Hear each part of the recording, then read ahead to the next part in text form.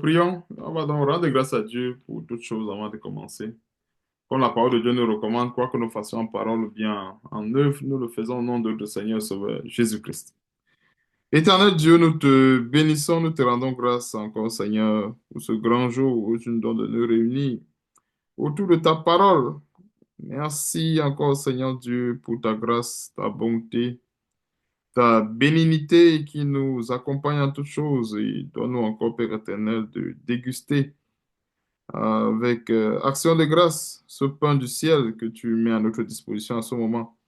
Nous voulons te bénir déjà pour la connexion, te bénir pour la disponibilité des uns les autres et te bénir aussi également pour les révélations que tu as préparées d'avance afin de nous édifier en tant qu'Église qui sommes, nous qui sommes l'édifice spirituel de Dieu, l'édifice spirituel de cette Église glorieuse que notre grand Seigneur et Sauveur Jésus-Christ viendra rechercher. Merci encore, Seigneur, de nous donner de persévérer jusqu'à la fin, de nous nettoyer chaque jour, de nous purifier chaque jour, de nous sanctifier, comme tu nous recommandes dans ta parole.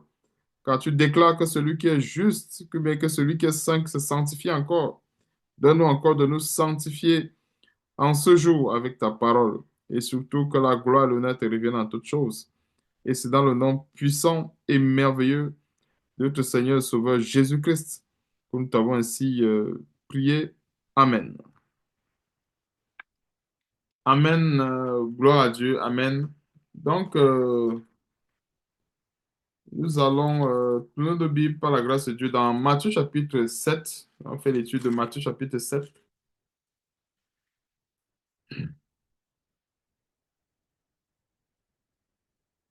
Matthieu chapitre 7. On va étudier le livre de Matthieu aujourd'hui, chapitre 7. Allons voir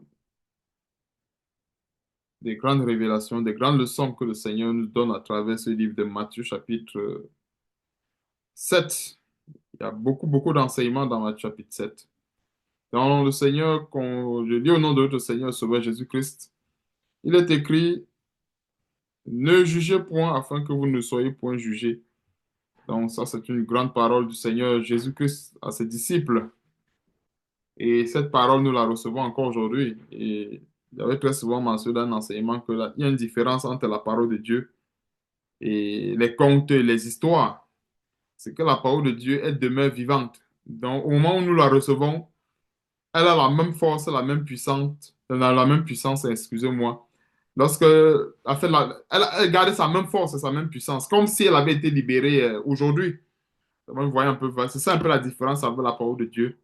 Nous voyons un peu, quand c'est une histoire, bon, elle est plus active parce que, bon, on la lit et, bon, on la lit et certainement souvent passe parce que, bon, ce sont les choses qui sont passées et puis des fois, il peut arriver quand il y a instruction, il peut arriver que, bon, peut-être c'est pour juste se divertir un peu, mais la parole de Dieu, elle nous concerne toujours parce qu'il y a un esprit qui est caché derrière chaque parole ou derrière chaque verset, il y a un esprit, justement, il y a quelque chose qui est caché derrière. Et c'est ce que nous allons découvrir justement en parcourant ces versets. Donc, Matthieu chapitre 7, verset 1, ne jugez point afin que vous ne soyez point jugés. Alors, si on s'arrête juste tout simplement au premier verset, c'est clair qu'on n'aura pas la compréhension complète du verset. On ne comprendra pas ce que le Seigneur en fait, on ne va pas comprendre la substance du verset, en d'autres termes. Et c'est justement le verset où la plupart des faux pasteurs et la plupart des faux chrétiens aiment brandir ce verset comme un bouclier. Le fait qu'il ne faut point juger afin de ne pas être jugé. Et ici, quand on va lire le verset 2 qui donne la clé qui nous permet de comprendre en profondeur le verset.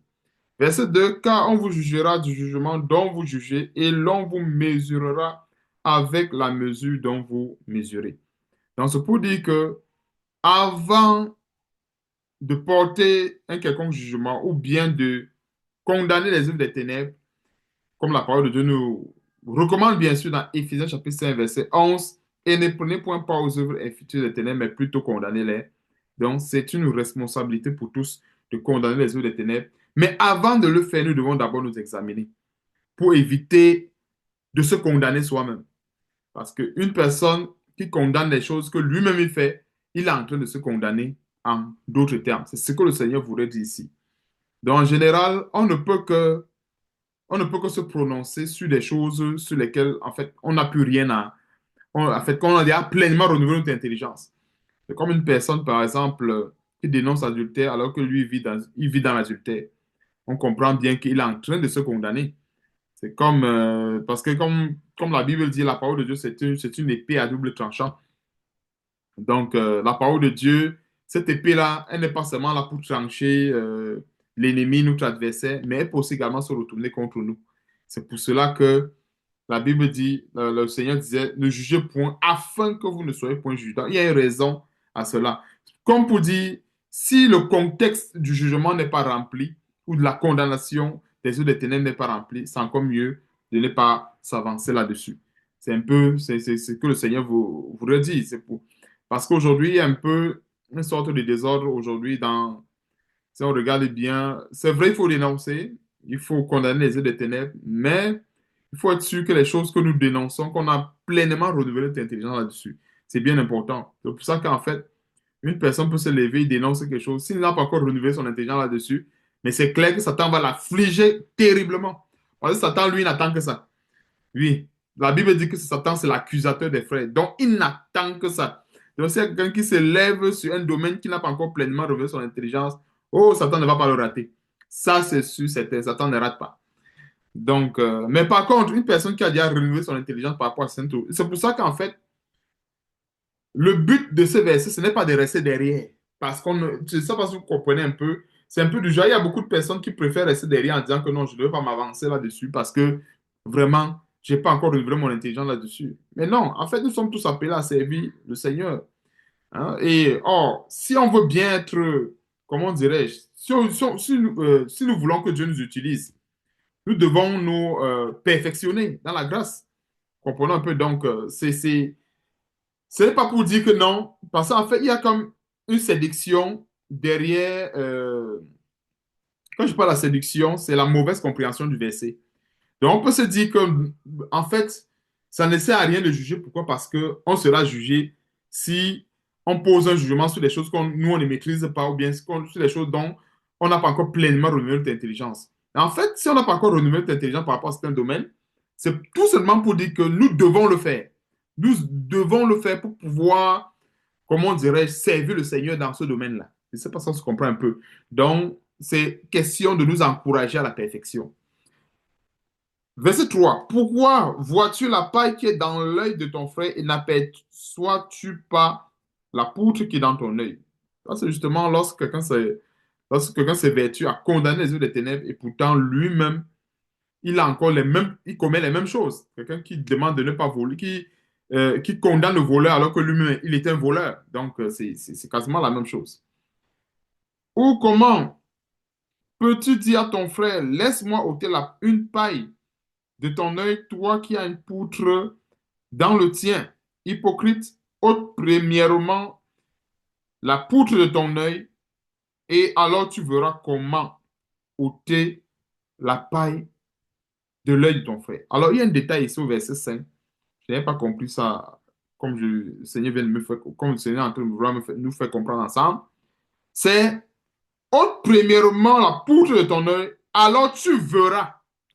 C'est-à-dire, ôter la paille dans l'œil du prochain, ce n'est pas comme quelque chose qui vient de manière automatique. C'est-à-dire, la personne va voir. C'est-à-dire, voir, c'est-à-dire quoi? Dieu pourra conduire peut-être. Je donne un exemple assez simple. Pour qu'on comprenne en profondeur le verset 5. Donc, alors tu verras comment. Alors, le tu verras comment, il y a plusieurs façons. C'est-à-dire que voir comment ôter la paille dans l'œil du prochain, ça se pourrait que la solution ne vienne pas peut-être directement de nous. Parce que le voir comment, il faut associer cela avec, je crois, Ésaïe 48, verset 13, qui dit, autant les cieux sont élevés au-dessus de la terre, autant mes voix sont au-dessus de vos voix. C'est en fait ça, le voir comment. Le comment, là, c'est selon les voix de Dieu. Alors, il peut arriver que ce soit dans une situation et que selon les voix de Dieu, ce ne soit pas nous, par exemple, bien qu'on soit tout simplement là comme une courroie de transmission et que on ne soit même pas la personne indiquée pour achever, voir un peu, achever le travail. On peut bien commencer un travail Mais c'est Apollos qui l'achève. Et c'est parce qu'on se comprend un peu. Donc, c'est ça le voir comment. Donc, c'est pour dire en fait que c'est pas parce que j'ai ôté la poutre de mon œil que forcément je veux pouvoir ôter directement la paille dans l'œil de l'autre. Vous voyez un peu, quand je dis ôter directement, je fais une liaison directe avec le fait que non, ma poutre est ôtée. Je veux directement aller ôter. Mais le voir comment, ça pour dire, voir comment selon les possibilités que Dieu mettra, que Dieu mettra à notre disposition. Voilà. C'est ça dans le voir comment. Et dans le voir comment, ça se peut que Dieu nous place devant la personne comme Ananias, comme Dieu avait placé Ananias devant Paul. Mais ça se pourrait aussi également que Dieu nous place devant la personne pour qu'on puisse justement peut-être l'envoyer vers une autre personne. C'est parce que si on se comprend un peu, c'est-à-dire qu'on peut être outillé pour recommander encore une autre personne vers une autre personne. Peut-être tu dis que, OK, bon, il y a telle personne qui a assez renouvelé son intelligence. Je donne un exemple. Admettons une personne qui n'est pas mariée et qui fait donner des conseils en ce qui concerne le mariage et tout. La personne va plutôt peut-être aller diriger, soit si c'est une soeur ou un frère, peut-être vers une autre soeur, peut-être qui est. C'est ça un peu dans le voir comment. Un peu. Donc, ça se pourrait que il y a peut-être une soeur qui m'aborde pour des questions d'intimité et autres et que je suis limité. Je vais dire, OK, bon, ça parle de l'hygiène des femmes. Dans mon voie comment, je vais dire, OK, je vais te recommander à une autre sœur qui va plus t'aider dans ce domaine-là parce que je ne suis pas une femme. C'est une question beaucoup plus qui a fait de l'hygiène féminine. Moi, je ne suis pas une femme. Donc, il y a des choses que, même si je connais, mais je suis limité à un certain niveau. Donc, je veux confier la personne, peut-être quand c'est une sœur, à une femme, et ainsi de suite. Donc, je mettais beaucoup l'accent dans le voir comment. Donc, c'est pas parce que la poutre a été ôtée que forcément, on va se mettre de l'avant pour ôter la paille dans l'œil du prochain. Parce que n'oublions pas, dans le voir comment, c'est pour nous faire comprendre que c'est Dieu en fait qui délivre. C'est Dieu en fait qui ôte la paille dans l'œil du prochain. Alors, quand nous associons toujours Dieu dans ce que nous faisons, les choses se passent toujours selon la volonté de Dieu. Je dis ça pourquoi? Parce que on ne doit pas se dire, OK, je me sanctifie parce que plus tard demain, je vais faire telle chose. Non. Demain, je peux être l'instrument que Dieu va utiliser, peut-être pour conduire la personne vers une autre personne. Tout ça, c'est dans le voir comment. Et c'est pour ça que je comprends un peu. Donc, j'ai ouvert cette parenthèse parce qu'elle était assez profonde. C'est pour ça que la Bible dit, verset 5, alors tu verras comment. Donc, la solution, ça se pourrait que ça soit directement nous, comme ça se pourrait que Dieu va donner le discernement à la personne en disant que non. En fait, c'est quelque chose qui est assez profond. Donc, toi, avec la sagesse que tu as, conduis cette personne vers telle qui va pouvoir l'outiller dans le domaine où elle a besoin, où il a besoin de la solution. Donc, voilà un peu un détail sur voir comment. Verset 6. Ne donnez pas les choses saintes aux chiens et ne jetez pas vos perles devant les pourceaux, de peur qu'ils ne les foulent aux pieds et ne se retournent et ne vous déchirent. Oui, ça c'est un verset qui nous parle des bonnes choses de la parole de Dieu. Et c'est pour dire, il y a certaines choses qu'en fait, qu'on donne aux personnes dont le cœur est déjà disposé. Parce qu'il y a des gens, en causant avec une personne, on peut savoir si son cœur est disposé ou pas. Et c'est pas ça qu'on se comprend pas. On comprend si son cœur est disposé ou pas. En général, le message généralement qu'on donne à tout le monde, c'est de se repentir, changer de vie et venir au Seigneur Jésus-Christ. Mais les enseignements euh, tels que nous voyons là présentement, en fait, ça, c'est pour des personnes qui sont déjà dans la marche et c'est pour les affermir davantage. Donc, c'est pour les affermir davantage. Donc, il y a des choses comme ça qu'on ne peut pas donner. Quand c'est la parole de Dieu profonde, les révélations profondes, on ne peut pas les donner au port. Ou un peu, on ne peut pas les donner au port. On donne plutôt aux personnes qui ont déjà une base. Mais par contre, une personne qui n'a pas la base, on va tout simplement l'inviter à venir au Seigneur afin que le Seigneur, justement, puisse combler cette personne, puisse remplir cette personne. Déjà des fondements de la parole de Dieu et maintenant le reste suivra. C'est ça en fait les choses saintes. Et remarquons même qu'avec le Seigneur Jésus-Christ, qu'est-ce qui se passait? il parlait à la foule en parabole. Donc, c'est pour dire qu'il y a une nourriture qu'on peut donner à la foule et il y a une nourriture qu'on donne aux disciples. La nourriture qu'on donne à la foule, c'est un petit peu comme le vrac. Si je dois donner une image comme cela, un peu comme le vrac. Donc, on donne un peu de tout à la foule, mais pour les amener justement à se convertir. Parce que quand une personne n'est pas encore convertie au Seigneur Jésus-Christ, il y a une nourriture appropriée qu'on lui donne. Parce que le but, c'est de l'amener à la conversion. Mais maintenant, donc, quand la personne est déjà convertie, il y a une nourriture qu'on lui donne pour qu'elle puisse persévérer jusqu'à la fin. C'est par là, tu vois un peu que de l'autre côté, il y a la nourriture un peu plus solide. Et dépendamment de l'objectif à atteindre, vous voyez un peu que c'est pas la même nourriture. Vous comprenez un peu. Donc, il y a des détails comme ça qu'on ne peut pas donner à ceux qui ne sont pas encore convertis parce que ça ne donnerait quasiment rien. Parce que quand on est dans la marche, on a besoin de cette nourriture qui va nous aider à persévérer, qui va nous aider à nous aiguiser davantage pour pouvoir atteindre nos objectifs. Je voulais dire notre objectif final qui est l'acquisition du salut en Jésus-Christ. Donc voilà un peu ne donnez pas les choses saintes aux chiens et ne jetez pas vos perles devant les pourceaux de peur qu'ils ne les foulent aux pieds et ne se retournent et ne vous déchirent. Demandez et l'on vous donnera, cherchez et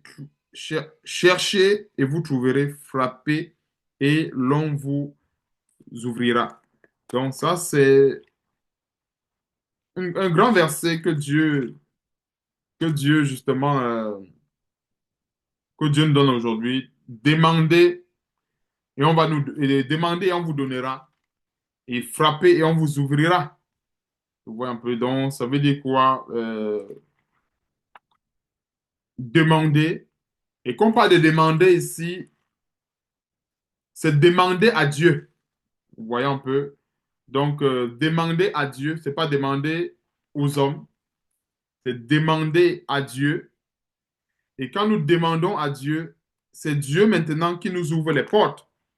Et quand Dieu ouvre la porte, il n'ouvre pas la porte comme nous on pense. Vous voyez un peu? Il n'ouvre pas la porte comme nous pensons. Il ouvre celle-là qui est disponible selon sa grâce. Donc, demandez et l'on vous donnera.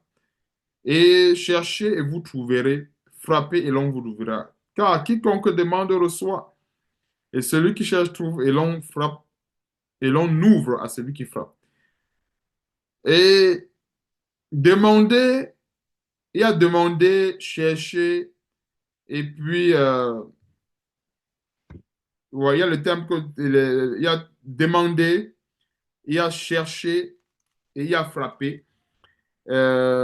Ces termes, ce sont pas en fait, on ne doit pas le prendre à la légère. C'est-à-dire qu'on parle de demander au Seigneur, c'est pas quelque chose qu'il faut le faire à la légère. D'ailleurs, Jacques nous enseigne là-dessus, que vous demandez et vous ne recevez pas parce que vous demandez mal. Donc, il ne suffit pas de dire à Dieu, OK, je veux ceci, Seigneur, donne-moi ceci, donne-moi. Non, ce n'est pas ça, demander. Donc, quand nous demandons selon la volonté de Dieu, selon ce qui se trouve dans son panier. Et je vais donner encore un exemple par rapport à demander. Admettons que Dieu a dans son panier, par exemple, les choses telles que la patience. Dieu a dans son panier les choses telles que la joie et la paix en Jésus-Christ. Dieu a dans son panier les choses telles que la persévérance en Jésus-Christ, la foi, la ceinture de la vérité, la sanctification sans laquelle personne ne verra le Seigneur. Et qu'un chrétien vient demander les passions. Nous tous on comprend que il ne pourra pas avoir cela de Dieu. C'est clair. Parce qu'en général, ce qui se passe, c'est que le panier de Dieu est rempli des choses spirituelles que nous sommes censés demander. Et le panier de Satan est rempli des choses charnelles. Et avec ces deux exemples, on va comprendre comment est-ce que Satan exauce, même très souvent, ou bien il y a des exaucements qui ne viennent pas de Dieu, que ça vient tout simplement du diable et que c'est une forme de séduction. Parce que quelqu'un va demander, par exemple, Seigneur, vraiment, j'aimerais réussir dans telle passion de football et autres. Et subitement, il appelle dans un match de club, il décroche un contrat et autres. Il va dire, ah, c'est Dieu qui m'a certainement donné ce contrat parce que j'ai prié, j'ai même jeûné. Et voilà, Dieu a permis que je puisse gagner ce contrat avec un club franc-maçonnique, et je veux gagner beaucoup d'argent. Donc, c'est Dieu qui m'a béni comme ça. Alors que quand nous fouillons le panier de Dieu, il n'y a pas de passion à l'intérieur.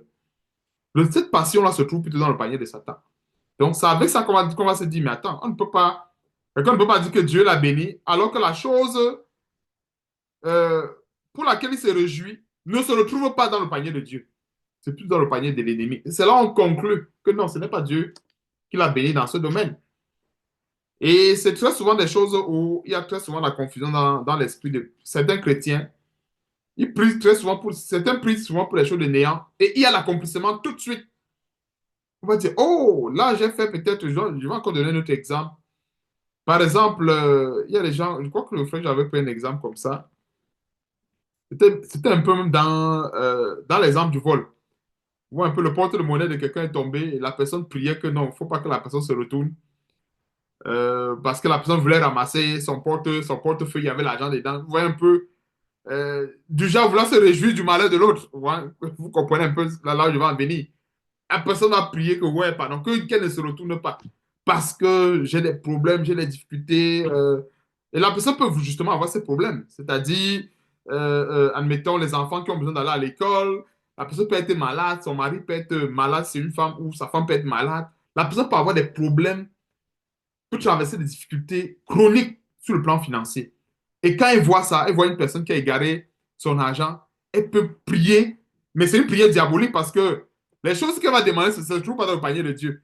Que vraiment, il ne faut pas que cette personne se retourne parce que l'argent là qu'elle va ramasser, ça va l'aider, par exemple, à soigner son enfant qui est malade, à soigner sa femme qui est malade, son mari qui est malade. Et quand la personne ne se retourne pas, la personne part. Là, voilà qui dérobe le portefeuille avec plein d'argent dedans. Elle court, elle s'en va à l'hôpital. Oh, Dieu m'a béni, gloire à Dieu. Voilà que j'ai vraiment été dans telle situation. Je n'avais pas l'argent pour l'opération. J'ai vu un monsieur, j'ai vu le portefeuille qui s'échappait de la poche d'un monsieur. Je me suis mis à prier, prier, prier, prier que le monsieur ne se retourne pas. Le monsieur est parti, j'ai ramassé l'argent. La personne va penser que c'est Dieu qui l'a béni. Non. Voilà, voilà par exemple un exemple parmi tant d'autres. Voyez un peu, qu'on constate que oui, c'est vrai, la personne a finalement eu l'argent et tout, mais on sait que ce n'est pas ça, ça ne sort pas de Dieu. Dieu ne peut pas se glorifier dans le mensonge. Dieu ne peut pas se glorifier dans le vol. Dieu ne peut pas se glorifier dans le faux. C'est impossible. Voyez un peu. Donc, il y a des gens qui vont dire, bon, c'est la fin d'une chose. Tandis qu'on interprète un peu mal le verset qui dit, la fin d'une chose vaut mieux que son commencement et autres. Et ça n'a justement pas, comment dirais-je, ça ne rentre pas dans le cadre comment dirais-je, de l'exaucement du côté de Dieu. Parce que l'exaucement d'une prière par Dieu, ça doit pouvoir satisfaire à toute sa parole, à toute sa volonté. Donc voilà, par exemple, les détails de la parenthèse que j'ouvrais dans donner, dans frapper, dans demander. Donc il s'agit de demander les choses qui se trouvent dans le panier de Dieu et rien que dans le panier de Dieu. Donc quelqu'un qui demande les choses qui se trouvent dans le panier de Satan et que Satan lui donne cette chose, qu'il ne se dise pas que c'est Dieu qui lui a donné telle ou telle autre chose. Pourquoi? Parce que ça ne se retrouve pas dans le panier de Dieu. Donc, il y a tellement, tellement d'exemples à prendre en ce qui concerne ce détail. Et pourquoi j'ai ouvert cette parenthèse? C'est pour qu'on examine des fois les situations qui nous arrivent. Parce que des fois, on peut frapper à telle porte.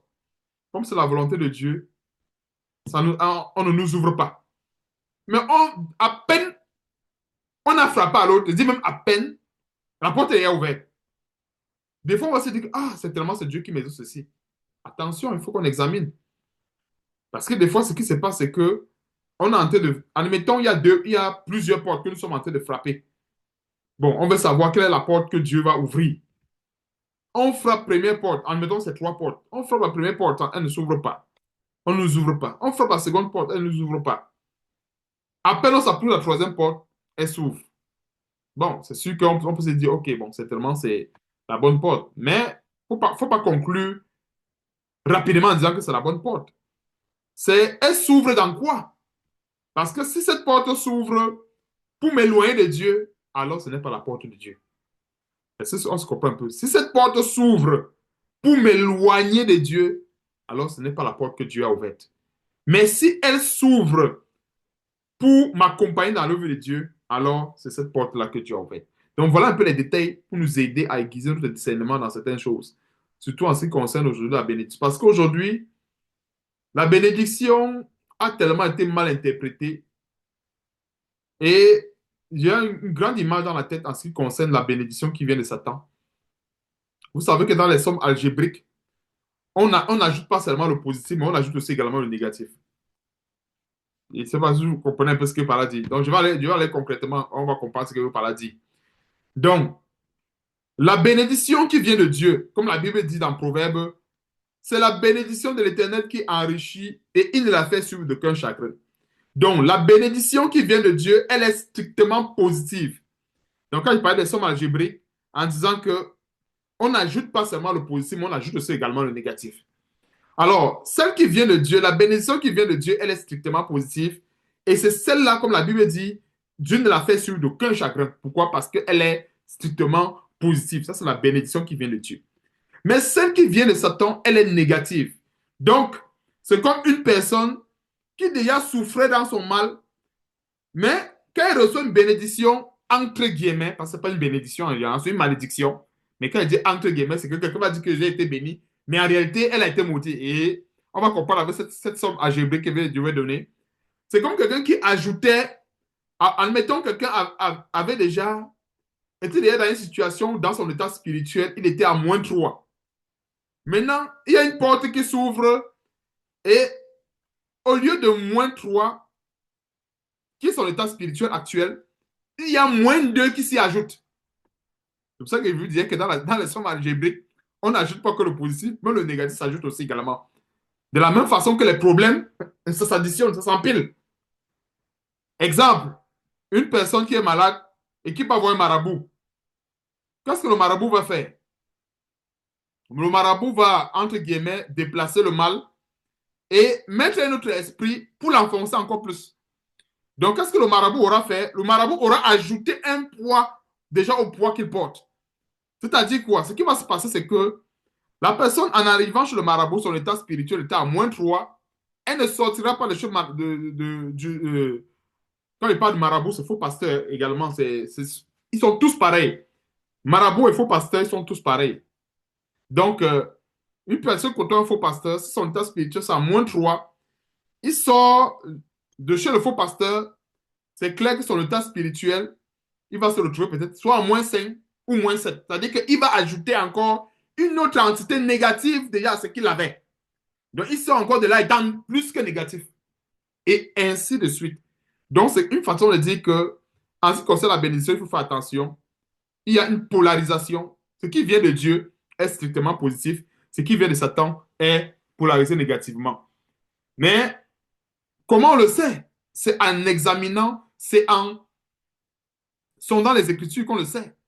Je dis ça pourquoi? Parce que quelque chose qu'on reçoit tout de suite, si on n'examine pas la parole de Dieu, on va se dire que c'est une bénédiction. Mais quand on examine la parole de Dieu, on dit que, mais attends, depuis qu'il y a cette chose-là, dans ma communion avec Dieu, qu'est-ce que j'ai fait de plus? De plus? On voit que je n'ai rien fait de plus dans ma communion avec Dieu. Bien au contraire, j'ai plutôt régressé encore. Oui, donc ça veut dire que ça m'a apporté un plus dans le sens négatif. De un plus moins.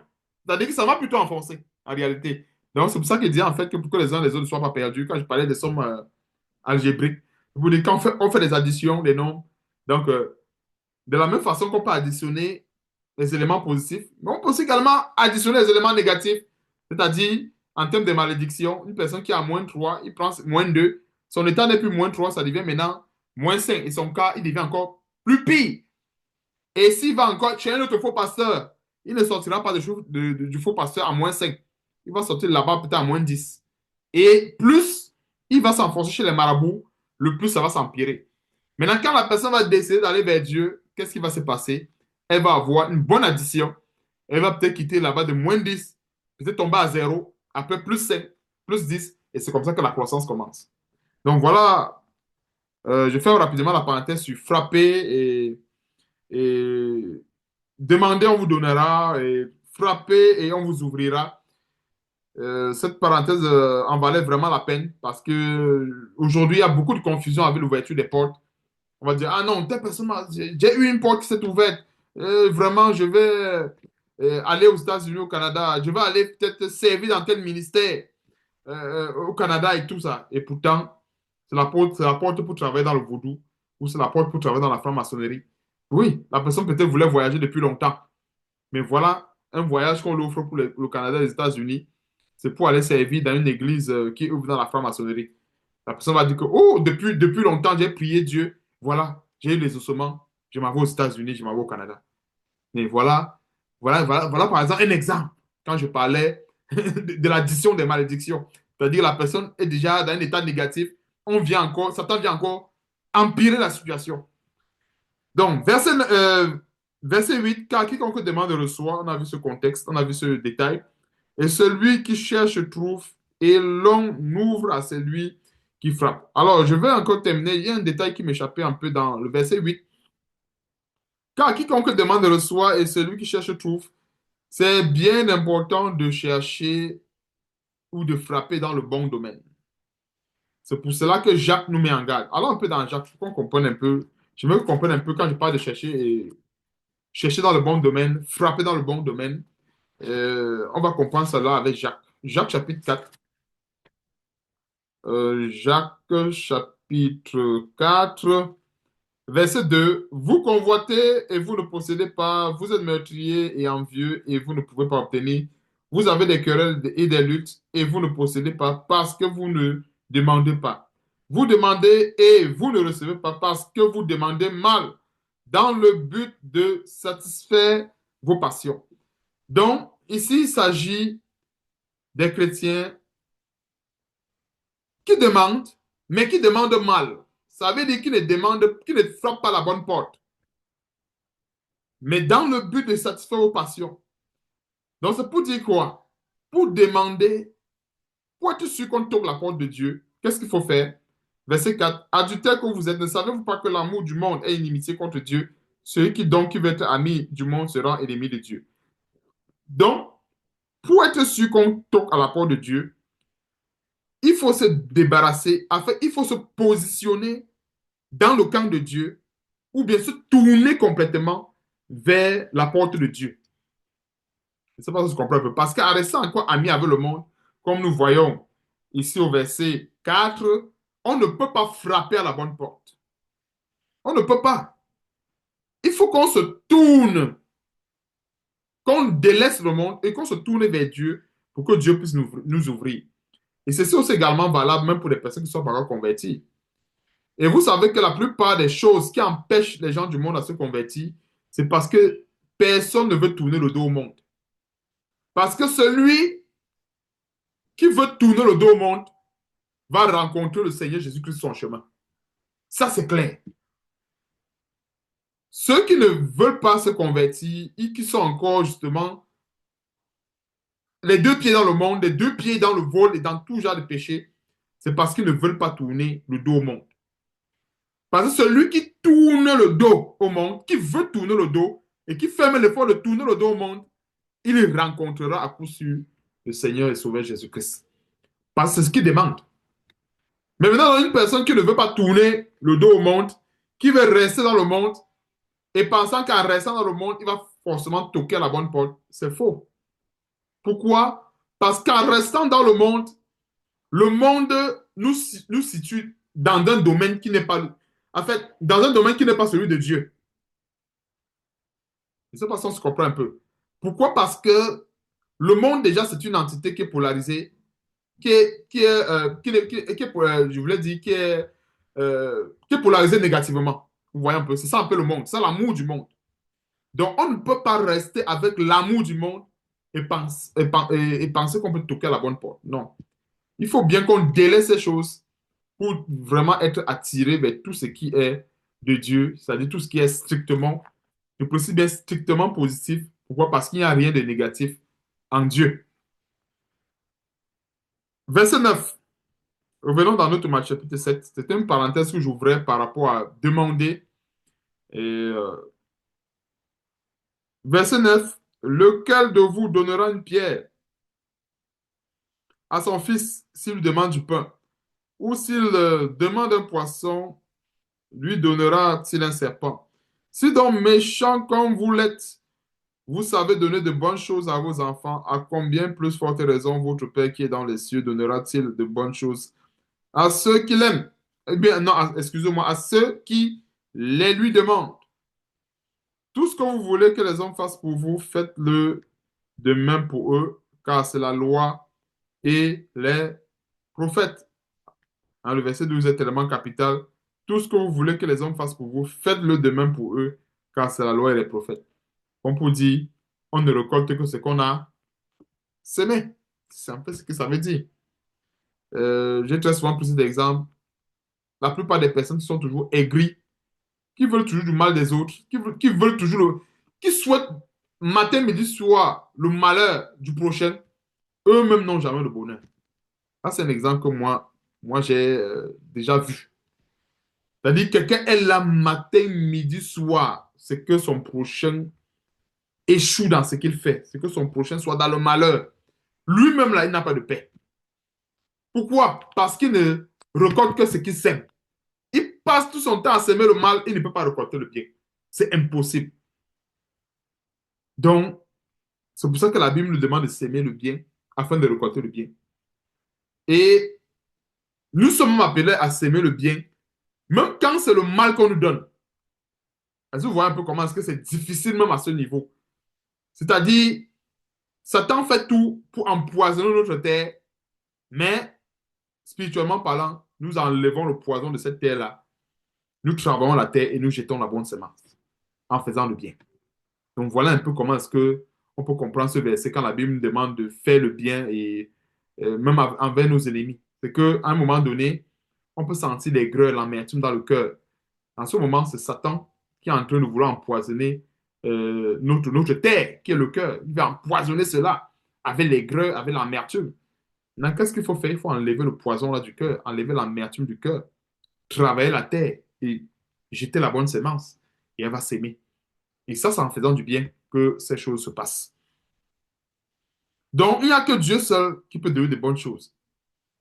Et j'aime bien le détail de qui dit bien de bonnes choses. Bonnes choses, pourquoi? Parce que tout ce que Dieu fait est bon. Et pour comprendre que c'est une bonne chose, on a besoin de se situer uniquement dans l'esprit. On a besoin de marcher selon l'esprit et non selon la chair. Parce que quand on marche selon l'esprit, c'est l'esprit de Christ, l'esprit de Dieu, qui nous permet de comprendre ce qui est bon. Et bien, qui établit formellement la différence sur ce qui est bon et ce qui est mauvais. Et dis ça pourquoi? Parce que je veux donner un exemple encore assez simple. Si on dit à quelqu'un qui est charnel, qui ne connaît pas le Seigneur, qu'est-ce qui est bon, bien, qu'est-ce qui est mauvais? Vous allez voir que la plupart des gens, si on les demande, on peut prendre une hypothèse assez simple. Prenons une personne qui vit dans les passions, dans les désirs, les plaisirs du monde. Je dis que bon, qu'est-ce qui est bien dans la vie? Demandons peut-être posons cette question aux hommes. On va être scandalisé de leur réponse. Mais qu'est-ce qui est bien dans la vie? Mais qu'est-ce que l'homme a besoin pour être heureux? Posons tout simplement une question simple à même aux faux chrétiens dans la rue. On va entendre des réponses. Et je suis sûr que l'une des réponses qui va revenir, c'est pour être heureux dans la vie, avoir un bon boulot, avoir de bons revenus, avoir une grosse maison, une grosse voiture, avoir la possibilité de voyager partout dans le monde, avoir la possibilité de satisfaire ses désirs, avoir un grand bateau, avoir... Vous allez voir que le bonheur là, va tourner autour du matériel. Je dis bien autour du matériel. Que ce soit chez les faux pasteurs, les faux chrétiens, les gens du monde, ça va être pareil. On va constater la même similitude. Je dis bien la même similitude. Le faux pasteur va dire avoir au moins 20 jets privés, se balader partout dans le monde, se balader en grand costume, cravate, avoir de l'argent et tout et tout. Celui qui est dans le monde va dire aussi pareil. Il va dire avoir une grande maison, avoir une possession, se voyager partout dans le monde, se livrer à tout genre de plaisir, aller se balader ici, aller dans les plages.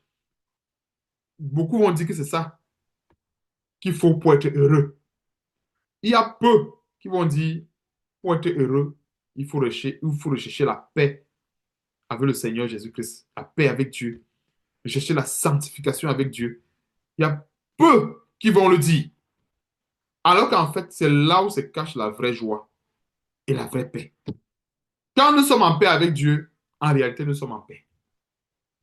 Parce que l'expérience a montré que le cœur de l'homme n'a pas été conçu pour être en paix avec le matériel.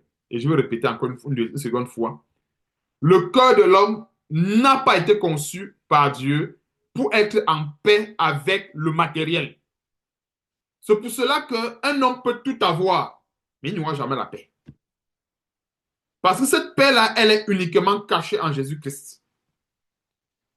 Et c'est pour cela que celui qui a la paix de Christ peut traverser n'importe quelle situation et il ne ressentira rien. Pourquoi? Parce que dans son cœur, il a l'essentiel. Le cœur a été fait. Notre cœur, nous avons été... J'ai très souvent dit en fait que quand nous regardons un peu comment est-ce que la technologie est faite. Voiture, camion, téléphone, ordinateur et autres. Chaque chose a été créée ou a été inventée pour remplir un objectif précis ou bien pour satisfaire un besoin précis. Chaque chose. Et vous allez voir que s'il y a quelque chose qui a été peut-être créé ou inventé ou fabriqué pour satisfaire telle chose et qu'il est utilisé autrement, le bien finit par se détruire, souvent prématurément, parce qu'il n'a pas été fait pour cela. Et c'est pour cela, en fait, que même nous-mêmes, les hommes, il y a des morts prématurées. Pourquoi? Parce que beaucoup de gens pensent que la vie ici sur la terre, il n'y a pas un code de vie. Mais c'est faux. Nous avons un code de vie. Et ce code de vie est dans la parole de Dieu. Ce code de vie nous évite la mort prématurée. C'est pour ça que la parole, il y a des versets tels que honore ton père et ta mère. Et du coup, il y a beaucoup de versets qui disent observe mes préceptes et les années de ta vie augmentent, les jours de ta vie augmenteront, et ainsi de suite. Il y a beaucoup, je crois que c'est dans Proverbe, il y a sur des versets. Observe tel précepte, ce sera la santé pour tes os, la santé pour tes muscles. C'est-à-dire qu'obéir à la parole de Dieu, ça nous donne la santé pour les muscles, pour les os, et ainsi de suite. Et tout ça, ça fait partie de ce que j'appelle, ce sont des codes que Dieu nous a donnés pour vivre non seulement en parfaite santé, mais aussi également en parfaite communion avec lui. Mais les gens qui passent le temps à violer ces codes, qu'est-ce qui se passe? La conséquence, c'est qu'il y a des morts prématurées, il y a des fausses couches, il y a des avortements, il y a beaucoup de... Tout ce qui est mauvais là, c'est parce que la plupart des hommes, ou bien c'est parce que les hommes passent le temps à violer le code de vie que Dieu a instauré dans sa parole. Un homme qui obéit à ces codes, qui obéit à cette parole, pas des codes, c'est la parole de Dieu. Je prends peut-être un exemple. Honore ton père et ta mère, c'est un code. Et c'est pour ça qu'il y a une rétribution qui est cachée derrière. Afin que tu vives longtemps et tout ça, je crois que c'est la bénédiction qui est cachée dans honore ton père et ta mère. Donc celui-là qui applique ce verset, il a la rétribution du verset qui vient avec. Enfants, obéissez à vos parents. Femmes, soyez soumises à vos maris et tout ça. Il y a des bénédictions qui viennent derrière. La plupart des foyers se gâtent à cause de quoi? Pourquoi s'il y a des querelles dans les foyers? C'est parce que justement, il y a des éléments qui font défaut en ce qui concerne la parole de Dieu. Si l'homme n'est pas n'est pas à sa place, la femme n'est pas à sa place, mais ça va créer des frictions. Et quand ça crée des frictions, euh, spirituellement parlant, c'est comme une machine qui bug. Ouais, un peu, on met peut-être un code dans la machine. Ou un peu, admettons, nous avons les ordinateurs. On met un code que la machine ne reconnaît pas. La machine commence à bugger, la machine commence à faire. Tout sont les ordinateurs vont commencer à faire. C'est parce qu'en fait, la machine ne reconnaît pas le code. Mais si on met un code que la machine reconnaît, allez, elle fonctionne comme si de rien n'était. C'est la même chose avec la vie de l'homme. Donc, l'homme n'a pas été créé par Dieu pour vivre comme il veut, comme il entend. L'homme a été créé et le cœur de l'homme a été créé pour que ce cœur-là s'applique à mettre en pratique la parole de Dieu. Et c'est alors en fait que l'homme aura du succès. Ce n'est pas pour rien que la Bible dit dans Juge chapitre 1 que ce livre d'alors ne quitte point de ta bouche. Médite le jour et nuit et c'est alors que tu réussiras. C'est alors que tu auras du succès dans tes entreprises. C'est parce que, en fait, nous avons été créés pour obéir à la parole de Dieu et mettre en pratique cette parole. De la même façon qu'une cuillère sert à manger, de la même façon, nous avons aussi également été créés pour obéir et mettre en pratique la parole de Dieu. Donc, si quelqu'un veut savoir pourquoi est-ce qu'il a été créé, homme tel que nous sommes, c'est justement pour ça. C'était pour obéir et mettre en pratique la parole de Dieu. De la même façon que lorsque nous utilisons une cuillère, je ne veux pas prendre la cuillère pour aller puiser le sable pour remplir dans la brouette. Je ne sais pas si vous voyez un peu. Ou bien je ne veux pas utiliser une pelle pour manger avec. Nous tous nous voyons que le bon sens voudrait bien qu'on mange avec une cuillère et non avec une pelle. Hein? Le bon sens voudrait bien que, par exemple, pour défricher un champ, on utilise une machette et non un couteau. Il y a tellement de détails qu'on comprend dans cette vie, qu'on peut aussi également appliquer à nous-mêmes. Que l'homme, en fait, le cœur de l'homme là, a été créé dans un but précis d'observer la parole de Dieu et de la mettre en pratique. Donc, la non-observation de la parole de Dieu et sa mise en pratique par l'homme entraîne de lourdes conséquences telles que, on va les citer tantôt, il y a la mort prématurée, il y a tout genre de problèmes, tout genre de possession démoniaque et autres.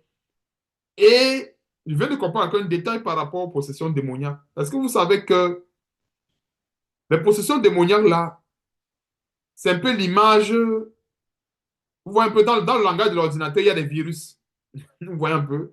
C'est pareil, hein? C'est-à-dire que c'est la même chose. Vous voyez un peu, on est parti naviguer dans un site où on n'était pas permis d'aller naviguer et autres. On a attrapé le virus. L'ordinateur a attrapé le virus. C'est normal. C'est parce que peut-être l'ordinateur n'avait pas été conçu ou il y avait un programme qui n'était pas conçu pour aller dans tel site. On est parti quand même dans un site qui était interdit. Que s'est passé? L'ordinateur a attrapé le virus. Un virus, ça attrape un virus. Et les virus, c'est quasiment comme les démons. Et, mauvaise utilisation, mauvais ceci, le virus, ça entre. C'est exactement comme les démons. C'est ce que je viens de comprendre un peu avec l'ordinateur. Donc, le fait qu'un chrétien entretienne mal sa foi, ou bien il ne, comment dirais-je, qu'il ne prenne pas ces choses au sérieux, ça va attirer les démons, tout simplement. C'est pour ça que nous devons vraiment être méticuleux dans notre marche chrétienne autant pour moi, pour éviter d'attraper les virus. Si j'utilise le jargon de l'ordinateur, on peut éviter justement les possessions démoniaques de tout genre. Donc voilà un peu le travail de la sanctification sans laquelle personne ne verra le Seigneur. Et la sanctification sans laquelle personne ne verra le Seigneur, c'est aussi également l'image de ces programmes antivirus. Quoi qu'il y a, chaque ordinateur, il y a souvent un programme antivirus pour nettoyer les virus. Parce que des fois, il y a tellement de virus dans l'ordinateur. Alors, quand on a très souvent l'antivirus, ça les nettoie un à un. Et des fois, ça empêche que la machine s'endommage. Donc, Dieu nous, en fait, je ne sais pas comment l'expliquer. Si on regarde Romains chapitre 1, comme la Bible dit, les perfections, en fait, les choses de Dieu se voient comme à l'œil nu. C'est-à-dire qu'on entre dans n'importe quelle discipline. J'ai pris l'ordinateur, c'est pas seulement l'ordinateur. Si je rentre dans la mécanique, on va toujours voir Dieu à l'intérieur.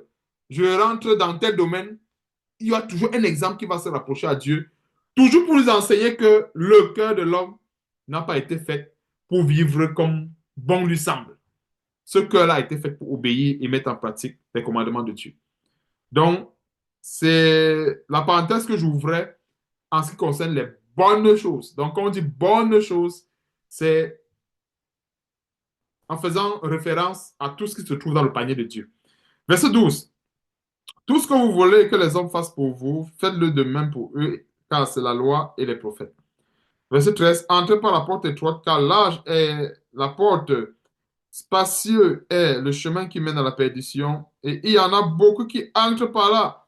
Verset 14. Mais étroite est la porte et resserré le chemin qui mène à la vie, et il y en a peu qui le trouvent. Donc, en ce qui concerne le chemin de la vie, même trouver, ce n'est pas facile. Et c'est justement dans ça que nous vivons. Verset 15. Gardez-vous des faux prophètes. Ils viennent à vous en vêtements de brebis, mais au-dedans, ce sont des loups ravisseurs. Alors, pourquoi est-ce qu'ils viennent à nous en vêtements de brebis? Il faut bien qu'ils se déguisent. Ouais, un peu, il faut bien qu'ils se déguisent. Et le Seigneur Jésus nous a donné des versets pour discerner cela. Vous les reconnaîtrez à leurs fruits. Cueille-t-on des raisins sur des épines ou des figues sur des chardons? Tout arbre, tout arbre porte, tout bon arbre, autant pour moi, porte de bons fruits, mais le mauvais arbre porte de mauvais fruits. On ne peut pas rapidement discerner par l'apparence que tel arbre est bon ou mauvais, hein. Je précise par l'apparence. On ne peut pas.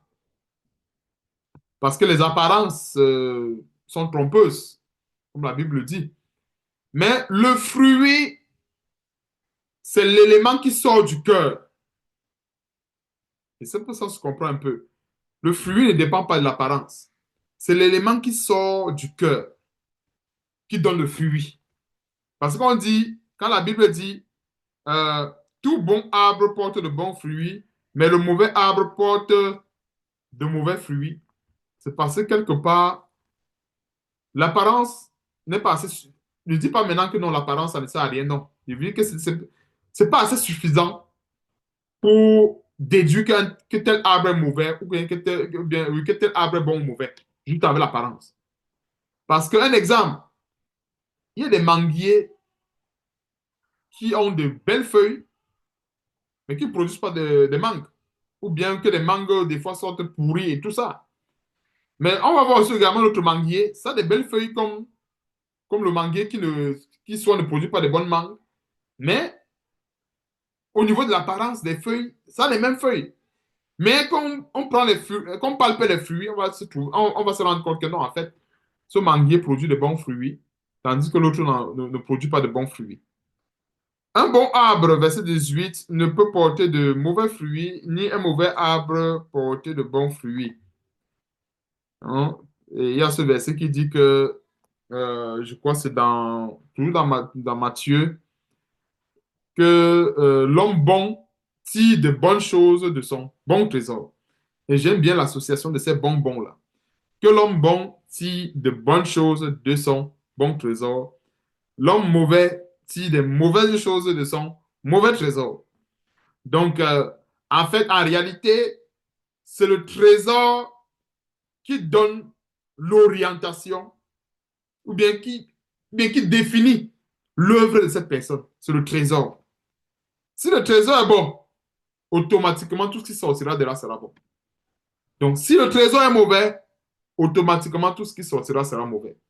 Et parlant de trésor, la parole de Dieu, c'est un trésor. Les traditions des hommes, c'est ce que j'appelle mauvais trésor. Et en général, il y a des personnes qu'on a donné les mauvais trésors. Surtout pour nous, les Africains, la plupart des personnes, on leur a toujours fait comprendre que voilà, euh, on a toujours fait telle chose comme ça parce que ça attire la bénédiction, parce que, voilà un mauvais trésor qu'on a donné à une personne par des dogmes. Et la personne va penser que la vie se limite à l'observation de ces dogmes, alors que c'est un mauvais trésor. Et par conséquent, on va voir des mauvais fruits. Et les mauvais fruits, ça va être quoi? La vie de débauche, d'adultère et autres. C'est comme dans certaines tribus, il y a des hommes, en fait, il y a même, par exemple, je sais pas, peut-être chez nous au Cameroun, je crois que quand peut-être le père meurt, on nomme un successeur, et après le successeur je crois, il doit prendre les femmes de son père, excepté sa mère, des choses comme ça. Et il doit prendre les femmes de son père en bonne et due forme. Hein. C'est-à-dire, il ne prend pas les femmes de son père pour les décorer, là. Je ne sais pas si vous comprenez un peu ce que par là dit. Il prend les femmes de son père en bonne et due forme. Et ça, c'est un dogme qui m'a tout scandalisé parce que quand je me rappelle ce qui s'est passé à mon grand-père quand il est décédé, Il avait, mon grand-père, pour la petite histoire, je vais raconter rapidement, avait plus de 100 femmes, 126 femmes. Et quand il est décédé, 126 femmes avaient près de 403 enfants. Et nous, les petits-fils, on était aux alentours de 2000 et poussières. Donc, quand il est décédé, qu'est-ce qui s'est passé? Euh, c'est chaque enfant qui choisissait la veuve qui va laver. Hein, vous connaissez un peu. Mais qui va laver vraiment en bonne et due forme. Donc, c'était pas, ils ne choisissaient pas les veuves pour les regarder, pour les contempler, pour les laver correctement. Et c'est comme ça que les enfants sortaient avec les mamans, les enfants sortaient avec. Et c'est ça la tradition. Vous voyez un peu le mauvais trésor que leurs parents ont laissé. C'est ça, en fait. Et ce qui est bizarre, c'est que mon père avait sa femme, mais il avait aussi sa part de femme au village. Et comme je disais, en fait, que tu avais 10 femmes, que tu avais 12 femmes, peu importe, tu devais encore prendre la femme de ton père pour la laver parce qu'il disait que c'est la tradition. Donc voilà un peu un détail. C'est-à-dire qu'il y a tellement, il y a tellement à dire par rapport au mauvais trésor. Et quand nous voyons des choses comme ça, nous savons que non. Dieu a dit que l'homme quittera son père et sa mère et s'attachera à sa femme. Donc, par exemple, je prends l'exemple de cette tradition qui est la nôtre. Un homme qui est marié et quand son père meurt et que son père a dit, OK, bon, tu peux choisir l'une des femmes que j'ai laissées et en fait ta femme, en plus de ta femme que tu as, on comprend bien que ce n'est pas la volonté de Dieu. Vous voyez un peu, on comprend bien que ce n'est pas la volonté de Dieu. Mais il y a plusieurs. Vous voyez un peu, pourquoi essayer de citer ça? C'est une parmi plusieurs. Hein? C'est une parmi plusieurs. Donc, il y a beaucoup de détails en fait, j'ai beaucoup de choses à dire. Le temps manquerait pour sortir encore beaucoup de détails par rapport au mauvais trésor. Donc, c'est pour dire, en fait, que quand on voit le mauvais fruit émane toujours du mauvais trésor. Le mauvais fruit ne sort pas comme cela de l'ordinaire. C'est parce qu'il y a un mauvais trésor, il y a un mauvais héritage. Parce que notre héritage vient de qui? De Jésus-Christ. Notre Seigneur Jésus-Christ est allé sur la croix. Il a vaincu Satan. Et nous avons hérité de lui la vie éternelle et avec tout ce que nous avons là. C'est pour cela qu'avec tout le paquet qu'il nous a donné, nous sommes astreints de produire de bons fruits. C'est-à-dire que nous avons, je dirais, cette obligation spirituelle de produire de bons fruits. Pourquoi? Parce que notre Seigneur nous a donné un excellent, excellent trésor. Donc voilà un peu la parenthèse que j'ouvrais par rapport au trésor de l'homme bon qui tire des bonnes choses de son bon trésor et l'homme mauvais qui tire des mauvaises choses, mais plutôt de son mauvais trésor. Parce qu'en fait, quand quelqu'un a un mauvais trésor, il n'y a rien de bon qui peut sortir de ce trésor-là. Donc, c'est comme par exemple demander la vie éternelle à une personne qu'il ne sait même pas ce que ça veut dire. Donc, on comprend bien que la vie éternelle ne peut pas sortir de son trésor et vice-versa. Donc, voilà pourquoi est-ce que la parole de Dieu nous met en garde par rapport aux mauvais fruits, aux mauvais arbres et au bon, en fait, nous demande de discerner. Verset 19, tout arbre qui ne porte pas de bons fruits est coupé et jeté au feu. La Bible dit tout arbre qui ne porte pas de bons. Alors, pourquoi est-ce que la parole de Dieu mentionne bon? C'est parce que on ne doit pas seulement se limiter aux fruits. Je prenais l'exemple de deux manguiers qui produisent, les manguiers qui vont produire des fruits. Un manguier qui produit toujours des fruits pourris. Est-ce que ce manguier produit des fruits? Oui, sauf que les fruits sont pourris. Le second manguier produit des fruits, mais ce sont non seulement des bons fruits, mais des fruits propres et des fruits sains. Alors, c'est ce fruit-là que le Seigneur demande. Donc, le Seigneur ne veut pas un manguier qui produit juste du fruit, mais qui produit de bons fruits. Tout arbre qui ne porte pas de bons fruits est coupé et jeté au feu.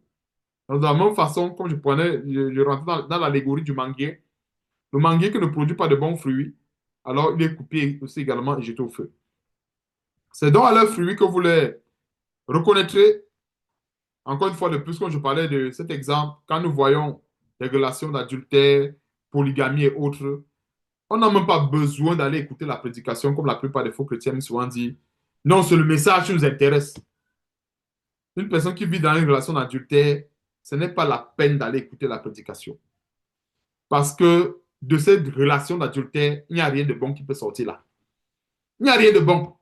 Ça ne veut pas dire qu'il ne peut pas prêcher la sanctification. Non, c'est pas ce que ça veut dire. Parce que le cœur là est déjà corrompu par l'adultère, est déjà corrompu par le péché. Donc, peu importe ce qu'il va dire, le message qui sortira de son cœur sera déjà corrompu. Donc, voilà pourquoi est-ce que ce n'est pas la peine de dire, OK, je vais aller écouter parce que, bon, c'est le message qui m'intéresse.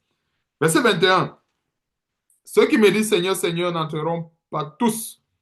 J'aime bien le détail, pas tous. La Bible ne dit pas qu'ils n'entreront pas. Donc, dire Seigneur, Seigneur, ce n'est pas mauvais. Hmm? Ce n'est pas mauvais parce que quand nous implorons le Seigneur, quand nous implorons Dieu dans nos situations, nous disons Seigneur, nous crions, oh Seigneur, vraiment aide-nous, purifie-nous. Nous crions à Dieu. Donc, dire Seigneur, Seigneur, ce n'est pas mauvais. Mais dire Seigneur, Seigneur en vivant dans le péché, c'est ça qui est mauvais. C'est pour cela que la Bible dit, ceux qui me disent Seigneur, Seigneur n'entreront pas tous. Il s'agit de ceux qui disent seulement Seigneur, Seigneur alors qu'ils ne veulent pas se dépouiller. Donc, ceux qui me disent Seigneur, Seigneur n'entreront pas tous dans le royaume des cieux, mais celui-là seul qui fait la volonté de mon Père qui est dans les cieux. Plusieurs me diront en ce jour-là, Seigneur, Seigneur, n'avons-nous pas prophétisé en ton nom? N'avons-nous pas chassé les démons par ton nom? Et n'avons-nous pas fait beaucoup de miracles par ton nom? Alors je les dirai ouvertement, je ne vous ai jamais connu, retirez-vous de moi, vous qui commettez l'iniquité. C'est ça qu'il disait tantôt. L'iniquité est venue corrompre tout ce qu'il faisait. Donc, pour Dieu, ce n'est pas la bonne parole qui compte, mais c'est la bonne parole et la pureté du cœur. D'où vient cette parole? Parce que Satan est aussi également un très bon prédicateur. Il y a beaucoup de gens qui ignorent cela. Satan est un excellent prédicateur. Et il n'y a pas quelqu'un qui peut défier Satan dans cette matière-là. Pourquoi? Parce que pour voler, chez nous, on dit des fois au Cameroun que, et je crois que c'est vrai, un bandit ne peut pas venir voler dans une maison s'il ne maîtrise pas la maison. Je parle d'un vrai bandit, je ne parle pas de quelqu'un qui s'essaye, qui a faim, parce que j'ai vécu les cas au Cameroun que il y a des gens qui volent malheureusement parce qu'ils ont faim. C'est-à-dire, il entre à la maison, il va manger la nourriture dans la marmite et après il sort. C'est pas un bandit. Hein? Ça, c'est pas un bandit, il avait faim. Donc, bien que ce soit le vol, mais c'est pas un bandit professionnel. Un bandit professionnel peut pas rentrer dans une maison, il mange la nourriture dans la marmite, il vole le sel, il vole le cube, il vole l'oignon et puis il s'en va. On m'avait fait part d'une situation comme ça et j'avais dit à la personne que non, vraiment, cette personne avait faim. C'est pas un bandit. Donc, il avait faim. Il est rentré dans la maison, s'est servi. S'est servi, vraiment, il a mangé, il a pris un peu d'oignon. Si mes souvenirs sont encore bons. Mais il avait volé seulement la nourriture. Il a volé juste la nourriture, il est parti. Donc, c'était vraiment un enfant qui avait faim. Et puis, il a trouvé bon d'escalader la barrière, aller fouiller dans la cuisine, dans la marmite et autres. Mais je parle d'un vrai bandit professionnel comme Satan. Ne peut pas rentrer dans une maison s'il ne la maîtrise pas correctement. Ça, c'est impossible. Pourquoi? Parce que pour rentrer dans une maison, la maison est verrouillée avec quoi? Des portes, des barres et autres. Donc, il faut des codes. Et les codes là, c'est quoi? Ce sont des versets bibliques pour ouvrir les portes et entrer. C'est pour cela qu'il a tenté le Seigneur Jésus-Christ. Pensons-nous que le diable ne connaissait pas le potentiel de notre Seigneur et Sauveur Jésus-Christ. Il connaissait son potentiel, mais il est quand même allé le tenter pour dire, on ne sait jamais, je peux peut-être l'avoir. Et il a tenté le Seigneur Jésus-Christ avec la parole de Dieu. Il ne l'a pas tenté avec autre chose. Avec la parole. Il a cité rien que la parole de Dieu. Donc c'est pour dire que si ce n'est que les versets bibliques, ce n'est que la parole de Dieu, Satan est le meilleur dans ce domaine. Et ce qu'il fait, c'est qu'en fait, il va citer un verset biblique et le sortir de son contexte. Il va jouer avec des contextes et c'est fini. Parce que un verset biblique qui n'est pas dans son contexte est une bombe. Pourquoi? Parce que dans cette même parole, il y a un verset tel que Ne réponds pas à l'insensé selon sa folie, afin que tu ne sois pas comme lui. Et il y a aussi également le même verset qui dit, réponds à l'insensé selon sa folie, afin qu'il ne se croie pas sage. Je prends juste l'exemple de ce verset. Ça peut être confus dans l'intelligence, mais bien sûr, des fois, il faut répondre à l'insensé. Mais ce n'est pas dans n'importe quelle situation qu'il faut répondre à l'insensé. Il faut vraiment que ce soit dans une situation où vraiment on est inspiré et qu'on soit dans une situation où la réponse qu'on donne à cet insensé-là, ça glorifie Dieu. Parce qu'il y a des gens, des fois, qui pensent que bon, je prends peut-être un exemple, il y a des gens peut-être parfois qui pensent que parler de Dieu, c'est comme manquer quoi faire. Il y a quelqu'un qui me l'avait dit à l'époque, un ami insensé qui me l'avait dit à l'époque. Il m'avait dit carrément qu'à l'époque, mais tu manques quoi faire, tu passes ton temps à parler de Dieu seulement et tout. J'avais répondu que, fais attention, moi je travaille. Et à l'époque, je travaillais, je crois qu'à l'époque, j'avais peut-être deux boulots, hein. Et je me trompe pas, de temps en temps, j'avais deux boulots à l'époque, pas comme aujourd'hui. Je dis que non, il faut qu'il fasse attention. Je ne parle pas de Dieu parce que je manque quoi faire. Je parle de Dieu parce que c'est nécessaire de parler de Dieu. Parce que la parole de Dieu, c'est la vie. Si je ne parle pas de Dieu, je veux parler de quoi? Puisque nous avons été créés pour ça. En réalité, l'homme a été créé pour des bonnes œuvres. C'est quoi les bonnes œuvres? Si ce n'est pas glorifier le nom de Dieu. C'est quoi les bonnes œuvres? Parce que si je distribue mes biens à tous les pauvres du monde entier, et que dans la distribution de ces biens, je ne glorifie pas le nom du Seigneur, ça sert à quoi? Ça ne sert à rien. C'est ça la véritable charité. Donc, comme par des bonnes œuvres, on ne peut pas déconnecter les bonnes œuvres de la foi en Jésus-Christ, déconnecter les bonnes œuvres de cette merveilleuse parole que nous avons connue, ou bien que le Seigneur a mis dans nos cœurs par l'Esprit Saint. On ne peut pas déconnecter cela. Donc, quand on parle de bonnes œuvres, c'est par cette parole que nous portons ces bonnes œuvres-là. C'est ce que je lui faisais comprendre, que je ne suis pas un chômeur. Je travaille terriblement. Et justement, je l'ai fait comprendre que non, je ne pense pas que, comme je poste les versets bibliques, je poste les enseignements. Parce qu'à l'époque, qu'est-ce qui s'est passé? C'est un ancien camarade de classe qui était, je crois qu'il est toujours en Allemagne. Il m'avait contacté en disant que il y avait un groupe des anciens collèges, des anciens camarades du lycée et autres. Il aimerait m'introduire dans le groupe. Il partage beaucoup de sujets et autres. Et je l'avais dit que moi, je parle seulement de la parole de Dieu. Il a dit que non, c'est pas grave. Non, pas du tout de rien. Tu peux parler de ta parole, il n'y a pas de problème. C'est tellement, il s'est dit que bon, comme il a dit que parle la parole de Dieu, il s'est peut-être dit que c'était, bon, que c'était, ouais, un peu le genre de parole qui ne dérange pas là. Je lui ai dit que moi, je parle seulement de la parole de Dieu. Donc, j'étais dans le groupe, on s'endurait. Donc, moi, je les supportais et ils n'arrivaient pas à me supporter. Et un jour, j'étais obligé de sortir du groupe. C'est pour ça que même aujourd'hui, je suis malheureusement dans aucun groupe. Même dans le groupe de famille, sorti dans tous les groupes. Parce que euh, personne ne supporte vraiment la vérité de la parole de Dieu. Personne. J'entre dans tel groupe, quand on me met dans tel groupe et dit que moi, c'est la parole de Dieu, on dit qu'il n'y a pas de problème. Ici, c'est les affaires de famille. On apprend à se connaître. Il dit que je n'ai pas de problème avec les affaires de famille. Mais sauf que pour moi, là, c'est la parole de Dieu. Après, une fois, deux fois, on commence à dire que non, ta parole, là, ça dérange. Hein. On se disait peut-être que hey, ça dérange moi, moi alors je veux parler de quoi? Quand vous postez vos affaires de tradition, vous postez vos choses, moi je dis quoi? Je ne dis rien.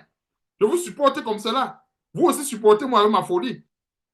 Hein? Et comme je disais, les gens du monde sont tellement égoïstes. On les supporte avec la folie, mais ils ne veulent pas nous supporter avec notre folie. Je dis, ah, si vous ne voulez pas me supporter avec ma folie, moi je vais sortir de là. Donc, parce que là, à ce niveau, c'est vous qui voulez m'évangéliser.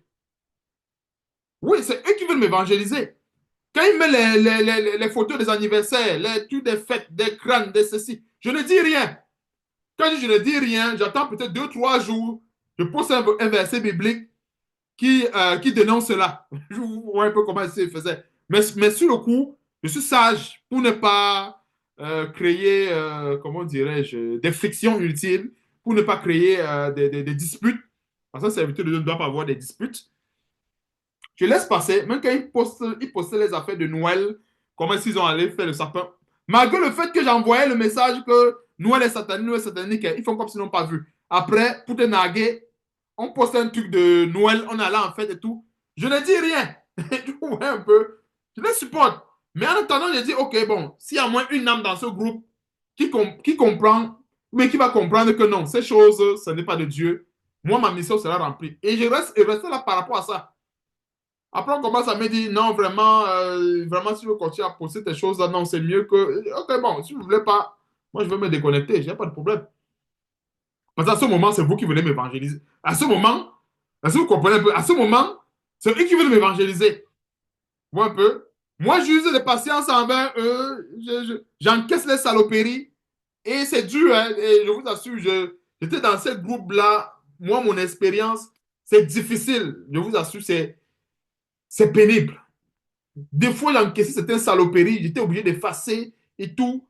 Mais c'est pénible. C'est pénible. Mais j'étais là encore parce que je disais, OK, bon, moi, ma mission, c'est une âme.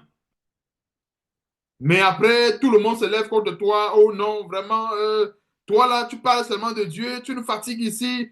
Oh, machin et tout ça. J'étais obligé de sortir. C'est pour ça que présentement, dans aucun groupe, aucun groupe, aucun groupe. Donc, j'ai préféré cette sagesse pour éviter les disputes, pour éviter, comment dirais-je, les querelles, parce qu'à un moment donné, ça va tourner un peu aux insultes et beaucoup de gens pensent que donc, quand tu parles de Dieu, c'est que tu n'as absolument rien à faire autre. Je dis que non, je ne peux que parler de ce que je connais. Et je ne connais que la parole de Dieu. Donc, voilà une petite parenthèse que j'ouvrais comme cela par rapport à la volonté de Dieu, par rapport à la parole de Dieu. Donc vraiment, soyons très, très, très, très, très, très, très, très vigilants. Et le combat est tellement rude, tellement rude. Et c'est soit nous imposons nos principes de la parole de Dieu au monde, ou c'est le monde qui nous évangélise. Parce qu'à un moment donné, c'est comme ça. Et Satan est très fougueux par rapport à nous. Ça, c'est mon expérience personnelle. Satan est énormément fou. Quand il dit fougueux, c'est à travers ses adeptes. Pas à travers ses adeptes. Quand nous regardons, par exemple, la plupart des choses qui sont répandues dans ce monde, ça vient de qui? Satan, bien sûr. Ça vient de Satan. Les choses de Dieu sont toujours une folie. Mais vous, là, on ne vous comprend pas. Vous êtes quel des chrétiens? Vous êtes dans quelle organisation? Votre église, c'est quoi? On ne comprend. Les choses des chrétiens, on ne comprend jamais. Mais si tu dis église réveillée, oh là là, tout le monde connaît. Quand tu dis église pentecôtiste, tout le monde connaît l'église pentecôtiste. Tu dis église adventiste, tout le monde connaît. Si tu dis mormon, tout le monde connaît. Mais quand tu dis que tu es chrétien et tu vis selon la parole de Dieu, on dit, mais votre part là, c'est quoi? Ce n'est pas un secteur, on ne comprend pas. Vous êtes dans quelle église? Votre pasteur, c'est qui? Donc, on te pose des questions. Et c'est là que tu comprends qu'en fait, c'est comme ça la chose de Dieu. Et les gens dans ce monde n'ont pas compris que la chose de Dieu, on ne peut pas la saisir comme celui du monde. Les choses du monde ont réussi à la saisir. Et c'est pour ça qu'en fait, j'avais compris ça avec la notion d'ensemble. L'ensemble de Dieu n'est contenu dans aucun ensemble. Mais tous les ensembles, en fait, quand nous voyons Dieu, Dieu est patient envers tous. Et j'avais compris en réalité que les personnes qui ont le plus cherché Dieu et qui cherchent toujours Dieu dans cette vie, ce sont les scientifiques. Ce sont les scientifiques. Ce sont les gens qui cherchent terriblement Dieu. Et vous allez comprendre pourquoi, c'est ici que je vais terminer. Vous allez comprendre pourquoi est-ce que je dis qu'ils cherchent Dieu. Parce que dans les recherches scientifiques, il y a toujours un but. On veut corriger une situation. On veut corriger un problème existant. Voilà. Alors on crée ceci, on crée cela. On entre au laboratoire, on entre à ceci. On fait tel élément chimique. On cloisonne avec ça. On fait les essais pour résoudre tel problème. Alors que en Dieu, en Jésus-Christ, nous avons tout pour résoudre tous nos problèmes ici-bas. Nous avons tout. Et c'est pour cela qu'en fait, quand toujours parle des scientifiques, des scientifiques pour rechercher des problèmes, ils sont obligés d'élargir les ensembles, d'élargir le spectre. Vous comprenez un peu, ils sont obligés d'élargir le spectre. Si je prends peut-être euh, comme exemple l'ensemble des entités naturelles, c'est limité. On va se retrouver que non. Dans cet ensemble, il y a des problèmes qu'on ne peut pas résoudre. On va étendre ça à l'ensemble des réels. Après, on se retrouve que non. Il y a encore des situations qui sont un peu plus complexes, qui relèvent un peu un peu plus complexes qu'on n'arrive pas à résoudre. On élargit encore l'ensemble. Parce qu'en fait, les scientifiques, c'est ça. C'est que pour trouver des solutions, on est obligé de se donner des moyens. Et on se donne des moyens selon des ensembles. Alors, si je me donne un ensemble un peu plus vaste, je veux pouvoir fouiller les solutions dans cet ensemble-là. Mais sauf que personne, malheureusement, s'il pouvait comprendre que l'ensemble dans lequel il devrait fouiller les solutions, si pouvait se rendre compte que cet ensemble, c'est l'ensemble de Jésus-Christ, que c'était l'ensemble de Dieu, en fait, ils auraient la solution à tous les problèmes. Je dis ça pourquoi? Parce que il y a des choses que Dieu nous a cachées dans la parole de Dieu. Pourquoi? Parce que ça relève de la... C'est un domaine qui... Ce sont des choses qui relèvent de la souveraineté de Dieu. Et c'est pour cela que les scientifiques aujourd'hui sont en train de réfléchir. Est-ce qu'on va aller sur la planète Mars avec le réchauffement climatique et tout ça parce que, voilà, on a trouvé que la Terre est tellement étouffée. On comprend bien qu'ils sont tellement loin. Et dans leurs recherches, on comprend bien qu'ils ont besoin de Dieu. Parce que nulle part dans la Bible, on parle de la planète Mars et autres. On parle de la Terre. Et la Bible dit que la Terre sera détruite. Donc, ces scientifiques n'arrivent pas à voir que nous vivons les temps de la fin. Que tout ce qui se passe là, ça fait partie des temps de la fin. Un scientifique qui rentre dans le laboratoire pour étudier, ouais, qu'est-ce qui s'est passé avec tel séisme et tout ça, on veut diminuer l'impact des séismes et tout ça, on renforce les matériaux, on donne un peu plus de souplesse pour limiter les dégâts. Après encore le séisme, il y a toujours les dégâts. Après encore le séisme, il y a tous les dégâts. Parce que la Bible a dit quoi? Vous entendez parler des bruits de guerre, des tremblements de terre, ça fait partie des signes de la fin. Alors, un scientifique qui va comprendre que ce tremblement de terre, ça fait partie des signes de la fin, il va arrêter de casser son cerveau pour rien. Pourquoi? Parce que avec son petit cerveau, il ne peut pas mettre Dieu dans la boîte. Qui permet que le tremblement de terre arrive? Qui le permet? C'est Dieu. Il n'y a rien qui arrive sur la terre sans la permission de Dieu. Rien. Rien. Les guerres, les tremblements de terre, il n'y a rien qui arrive. Rien n'échappe au contrôle de Dieu. Rien. Rien n'échappe à son contrôle. Donc, quand les choses comme ça arrivent, c'est Dieu qui a permis. Et quand nous comprenons que c'est de la volonté de Dieu, ça évite le surménage. Il y a les choses que Dieu nous a données et il y a les choses qui sont aussi également à Dieu. Et des fois, les scientifiques veulent fouiller dans ce qui est à Dieu. Parce que dans cette réflexion d'aller sur la planète Mars et autres, ça, c'est essayer de fouiller dans le domaine de Dieu. C'est impossible.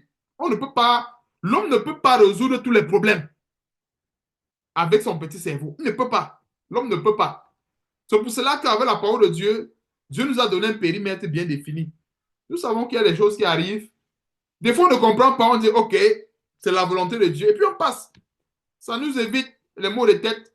Ça nous évite, comment dirais-je? Oui, ça nous évite de casser la tête pour rien. Et je me suis rendu compte même que, en fait, quand je me projette un peu dans les études que je faisais à l'université et tout, tout est fondé sur les hypothèses. Tout est fondé sur les hypothèses. Il n'y a rien qui soit parfait que parfait. Il y a toujours une hypothèse. Il y a toujours une marge d'incertitude. On va dire, bon, à quelques pourcents. Pourquoi? Pourquoi est-ce que, je donne peut-être l'exemple, je sais pas, peut-être les contraceptifs, par exemple. On va dire que ça a été vérifié par les laboratoires que tel contraceptif, ce n'est pas de Dieu, c'est pour ça que c'est pas à 100%. On va dire que c'est performant à 98%. Pourquoi ce n'est pas performant à 100%? On va dire peut-être que tel moteur, telle machine est performant à 97%. Pourquoi ce n'est pas 100%? C'est parce que justement, 100%, c'est à Dieu. Tout ce qui est 100%, c'est à Dieu. Donc, nous avons les détails où nous devons, ça peut comment dire, nous avons les éléments où Dieu nous a donné. bien qui sont en nous, comme la Bible, tout ce qui est révélé à nous, mais il y a des choses en fait qui sont à Dieu. Et quand nous comprenons que c'est à Dieu, ça nous évite, comment on dirait, ça nous évite le surménage et autres. Tu vois un peu une dépense de temps inutile. Parce que tout ce temps-là que les scientifiques font dans les laboratoires pour réfléchir comment est-ce qu'on va aller sur la planète Mars, je crois qu'ils gagneraient mieux à rechercher le Seigneur Jésus-Christ avec ce temps. Parce qu'ils comprendraient que ce sont des fables. Ça n'arrivera jamais. On va dire qu'on a découvert que là-bas, il y a une absence, il y a un gaz de ci.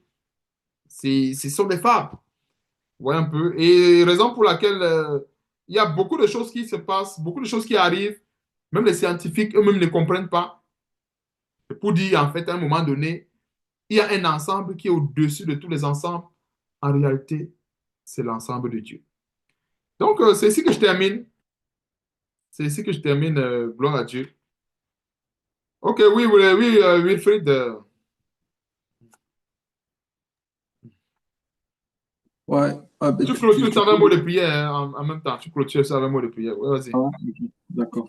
Euh, non, je voulais juste partager une parole que j'ai Mhm.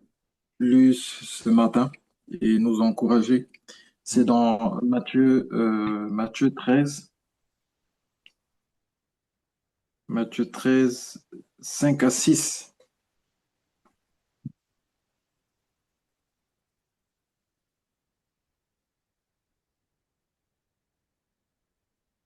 Ça parle de la semence et on voit que c'est la même semence qui est semée dans différentes terres et terrains et tout. Et j'ai vraiment été encouragé ce matin, aujourd'hui en tout cas, par le verset 5 et 6 qui dit, une autre partie tomba dans les endroits pierreux où elle n'avait pas beaucoup de terre. Elle leva, elle leva aussitôt parce qu'elle ne trouva pas un sol profond. Mais quand le soleil parut, elle fut brûlée, sécha, faute de racines. Et ça dit au verset 20, le verset 20 explique, ça dit, celui qui a reçu la semence dans les endroits pierreux, c'est celui qui entend la parole, le reçoit aussitôt avec joie. Mais il n'a pas de racines en lui-même, il manque de persistance. Dès que survient une tribulation, une persécution à cause de la parole, il trouve une occasion de suite. Donc moi, j'étais encouragé par cette parole et c'est en même temps un encouragement, une exhortation, parce que l'enracinement, c'est vraiment lié à l'obéissance de la parole. Parce qu'on on peut être exposé à beaucoup de heures d'enseignement, à écouter les enseignements, les grandes révélations, et on les entend, on les reçoit, on est dans la joie, mais si on ne met pas notre volonté à obéir la parole de Dieu, il n'y a pas d'enracinement. Donc, c'est l'arbre qui germe comme étant sur le sable. Et ça m'a encouragé parce que c'est important que les chrétiens soient enracinés dans la parole de Dieu et que pourquoi Dieu envoie les tentations chaque jour dans nos vies, c'est pour que à chaque tentation, c'est une occasion pour nous de prendre un commandement et d'obéir. Et en obéissant à un commandement, on s'enracine, on s'enracine, on s'enracine. Parce que c'est le moment où Dieu nous donne de nous enraciner, parce que les temps difficiles vont arriver, les grands temps d'épreuve. Si on n'a pas pris le temps de semer dans la paix pendant ces temps calmes, on sera surpris lors des tribulations et des difficultés. Donc moi, personnellement, ça m'a encouragé à pouvoir apprécier les commandements de Dieu et de ne pas les voir comme quelque chose de pénible et d'aimer mettre en pratique les commandements de Dieu parce que je sais que ces commandements ont pour but de m'enraciner. Voilà, donc c'est ça que je voulais partager. Amen, amen, amen. Gloire à Dieu. Gloire à Dieu. C'est effectivement ça. Quand on obéit à la parole de Dieu, on la met en pratique, ça fait pousser les racines. Donc, gloire à Dieu. Merci encore vraiment pour cette exhortation. Ok, tu peux clôturer avec un mot de prière, s'il te plaît, hein. Wilfried. Père céleste, nous te bénissons, nous te rendons grâce pour ce temps que tu nous as donné pour nous réunir autour de ta parole, pour nous exhorter les uns les autres, pour nous édifier, nous encourager. Et, et nous te rendons grâce, Père, pour ces paroles que tu nous donnes. Père, nous te prions que ces paroles soient enracinées en nous, afin que nous demeurons fermes lors de la tentation, lors des épreuves que tu permets dans nos vies, afin de pouvoir nous éprouver. Père, nous prions que tu puisses veiller sur chacune de nos familles. Tu connais les situations que traverse chacun de nous et de nos familles. Nous prions, Père, que tu puisses veiller sur nous, comme tu as promis dans ta parole, que tes yeux sont toujours devant nos murs. Tu sais tout ce qui nous parvient, rien ne te prend par surprise. Donne-nous d'avoir la foi en toi, de nous appuyer sur toi et de te faire confiance, peu importe les situations. Que ton nom soit loué, Père, au nom de Jésus-Christ. Te bénissons. Amen. Amen. Amen. Amen. Gloire à Dieu. Oh, que Dieu soit loué. Ok, on va se dire plaise à Dieu la semaine prochaine, si Dieu le veut bien, ou si nous sommes encore en vie, ou si notre Seigneur Jésus-Christ n'est pas encore revenu. Donc, portez-vous bien par la grâce de Dieu.